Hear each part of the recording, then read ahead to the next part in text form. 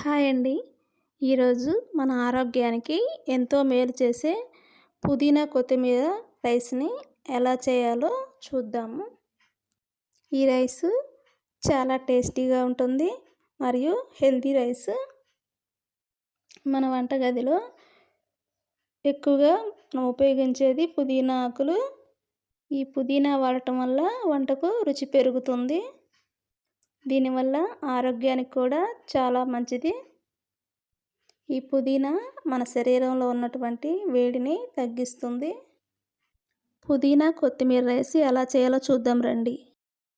ఈ రైస్ కోసం 2 పెద్ద కట్టల పుదీనాను ఆకులను సపరేట్ చేసి శుభ్రం చేసుకొని మిక్సీ జార్లో వేసుకుందాము.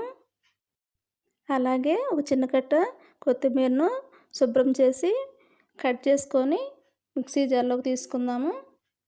అందులోకే కొంచెం అల్లము, వెల్లుల్లిని కూడా తీసుకొని మెత్తగా మిక్సీ పట్టుకుందాం.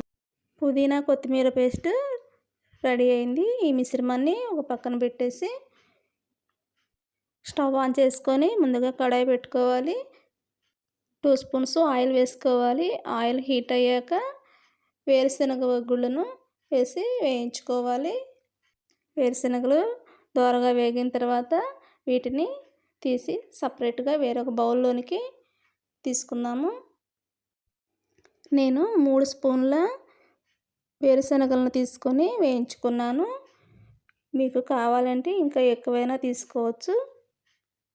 వేరుశనగ సపరేట్ చేసాక అదే బండిలోకి మనం మసాలా దినుసులు వేసుకోవాలి. బిర్యానీ ఆకు, చెక్క, లవంగ, యాలకులను వేసుకున్నానండి.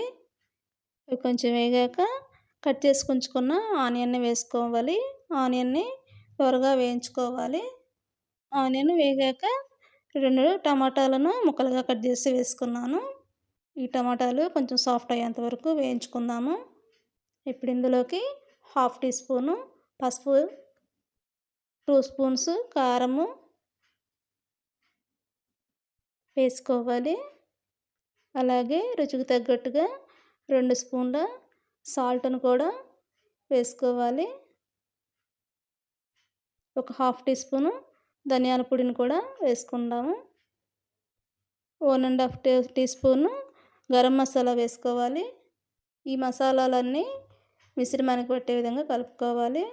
టమాటా సాఫ్ట్ అయిపోయింది. ఇప్పుడు మనం ముందుగా రెడీ చేసి పెట్టుకున్నాం కదా పుదీనా కొత్తిమీర పేస్ట్‌ని వేసుకొని కలుపుకోవాలి. పుదీనా కొత్తిమీరలో ఉన్నటువంటి వాటర్ అంతా పోయి పచ్చి వాసన పోయేంత వరకు వేయించుకోవాలి. ఈ పేస్ట్‌లో పచ్చి వాసన పోయి ఆయిల్ సపరేట్ అయ్యేంత వరకు వేయించుకోవాలి.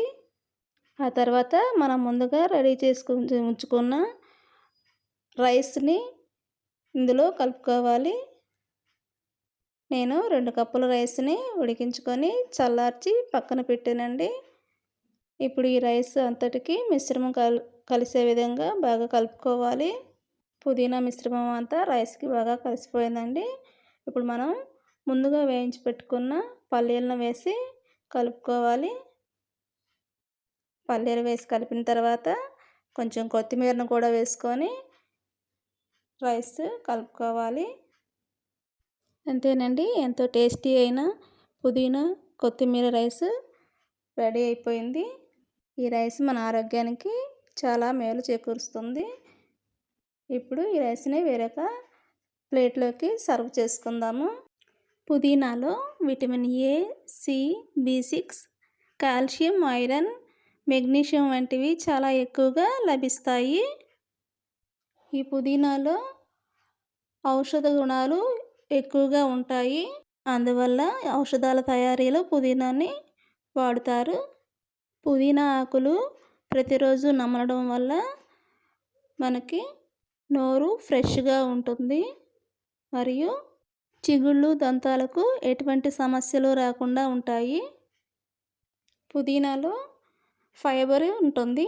అజీర్తితో బాధపడేవారు పుదీనా తీసుకోవటం వల్ల జీర్ణక్రియ బాగా పనిచేస్తుంది. ఈ పుదీనా రక్తంలో హిమోగ్లోబిన్ స్థాయిని మరియు మెదడు పనితీరును కూడా బాగా మెరుగుపరుస్తుంది. అలాగే కొత్తిమీర కూడా మనకి ఎంతో మేలు చేస్తుందండి. పచ్చి కొత్తిమీరను డయాబెటిస్ పేషెంట్లు తీసుకోవటం వల్ల వారికి ఎంతో మేలు జరుగుతుంది. కొత్తిమీరను ఖాళీ కడుపుతో నమలడం వల్ల చక్కెర స్థాయిని తగ్గిస్తాయి. రోగనిరోధక శక్తి తక్కువగా ఉన్నవాళ్ళు ఖాళీ కడుపుతో కొత్తిమీరను తింటే చాలా మంచిది. కొత్తిమీరలో కూడా ఫైబర్ ఎక్కువగా ఉంటుంది. అందువల్ల పేగు కండరాల కదలికలను మెరుగుపరుస్తుంది. కనుక మనకి మలబద్ధక సమస్యలు అనేవి అసలు ఉండవు. ఈ కొత్తిమీర శరీరంలో ఉన్నటువంటి మంట వాపులను కూడా తగ్గిస్తుంది. కొత్తిమీరలో ఐరన్ ఎక్కువగా ఉండటం వల్ల మనకి ఎర్ర రక్త కణాలు పెరగడానికి సహాయపడుతుంది. ఇంత మంచి ఉపయోగాలున్న రెసిపీని మీరు ఒకసారి మేము చేసిన పద్ధతిలో ట్రై చేయండి. మీకు ఎలా వచ్చిందో కామెంట్ చేయండి. ఈ రెసిపీ మీకు నచ్చితే లైక్ చేయండి. మీ ఫ్రెండ్స్ అండ్ ఫ్యామిలీ మెంబర్స్కి షేర్ చేయండి. కొత్తగా చూసే వాళ్ళైతే మా ఛానల్ని సబ్స్క్రైబ్ చేసుకోండి.